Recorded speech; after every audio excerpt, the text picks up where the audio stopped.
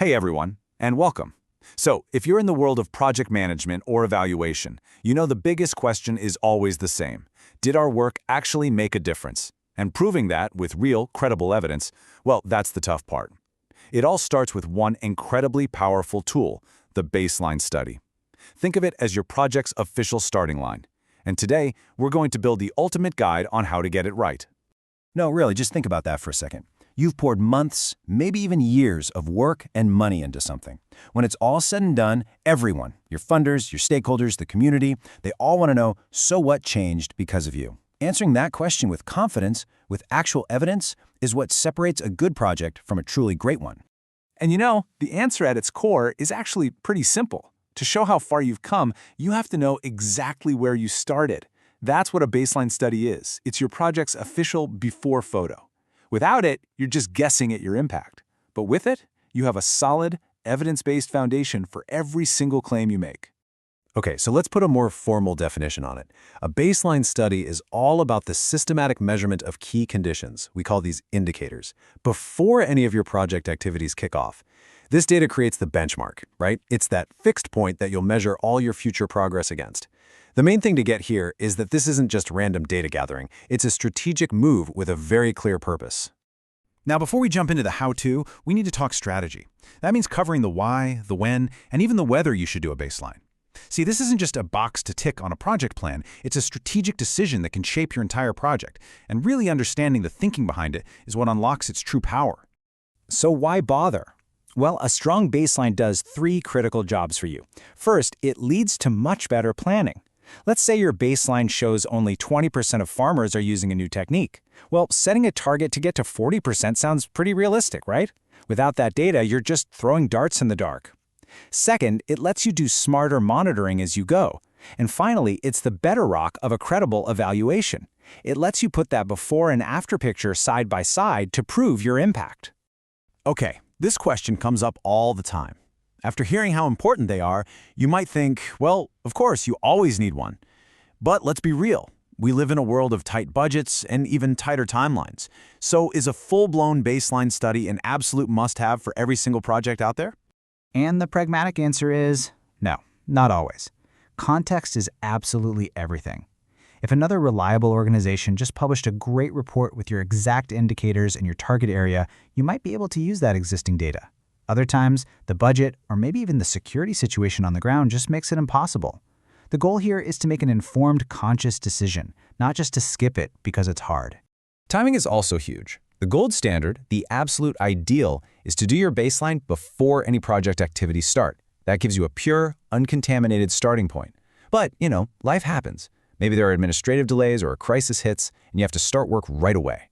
In those cases, you can do a baseline after the project begins, but, and this is a big but, it has to be done before your activities have had any measurable effect. It's a crucial exception to remember. All right, strategies covered. Now, let's get into the mechanics. We've boiled down the whole process of doing a high-quality baseline into a really clear 6-step blueprint.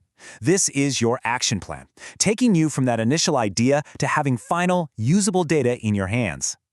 So here's our roadmap. We're going to start with defining the purpose and scope, then we'll dive into the real core of the work, planning data collection, analysis, and reporting. And we'll wrap it all up with the logistics, human resources, and of course, the budget. Let's get started with step one.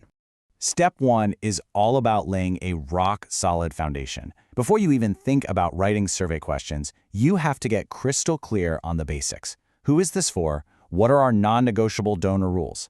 Here's a pro tip. Do a stakeholder mapping exercise right at the beginning. Getting everyone on the same page now will save you from some major headaches down the line. Okay, now for the heart of the operation, collecting the data. The single most important principle here is something called triangulation. Think of it like a detective solving a case. They don't just rely on one witness, right? They combine interviews, physical evidence, and background checks to build an undeniable case. Same thing here. For a baseline, you mix your methods, surveys, focus groups, existing data to get the most reliable and complete picture possible. So your data is going to come from two main places. Primary data is the stuff you collect yourself, straight from the source. Secondary data is information that someone else has already gathered. A smart plan always starts by looking for good secondary data first. It can save you a ton of time and money. Just make sure you check it. Is it recent? Is the source credible? Then you use your own primary data collection to fill in the specific gaps. And here is something that is absolutely non-negotiable. Before you ask a single person a single question, you must get their informed consent. This means they understand why you're collecting the data, how it'll be used, that they can stop at any time, and that their personal information is safe. This isn't just a best practice, it is a fundamental sign of respect, and it is the cornerstone of all ethical research. So once that data starts rolling in, you need a plan for what to do with it. Data analysis is where the magic happens. It's how you turn all those raw numbers and notes into actual meaningful insights. The trick is to plan your analysis methods before you collect the data. That way you know you're collecting the right stuff in the right format. And you need to be timely about it. The findings need to be ready to help set those final project targets. Look, collecting and analyzing data is a huge amount of work, but it is all for nothing if the findings just end up in a report that sits on a shelf collecting dust. Step 4 is all about planning how you're going to share this information, and, more importantly, how it's actually going to be used. The entire point of a baseline is to inform decisions, so you need a clear plan for that from day one. And that plan can't be a one-size-fits-all approach. Your donor might need a dense 50-page report, but for your project team, a dynamic presentation or a workshop is going to be way more effective. And for the community members who gave you their time, sharing the key findings back with them in a town hall meeting or on local radio, that builds trust and ownership. You have to tailor the format to the audience. We've talked about the what and the how, but now we've got to focus on the who. A baseline study doesn't just happen on its own. You need a skilled team, and figuring out the right mix of people is a really critical piece of this puzzle. So you've generally got two main options here. You can use your internal team. They know the project inside and out, but they might have some unconscious bias. Or you can hire external experts who bring that fresh, objective perspective but cost more. A hybrid approach often works best, but a really key consideration is to involve and train local people whenever you can. It's a fantastic way to build local skills and make sure the community feels like a part of the process. And finally, the step that makes this all a reality, the budget. You've got to carefully list out every single cost: staff time, travel, printing, data tools, everything. A huge pro tip is to build these costs into your main project proposal right from the start, not as some kind of afterthought. And please, please always include a 10 to 15% contingency line for all the unexpected stuff that will inevitably come up. So, we've just walked through that entire 6-step blueprint, but I want to close by circling back to the ultimate purpose of all this work. It's not about producing a document, it's about turning that raw data into smart decisions and making sure your baseline truly matters for your project's success. Now, this is a really interesting and crucial distinction. Unlike a final evaluation report, a baseline doesn't usually make recommendations for what to do next. Its job is much more fundamental. Its only purpose is to present a clear, factual picture of where things stood at the very beginning.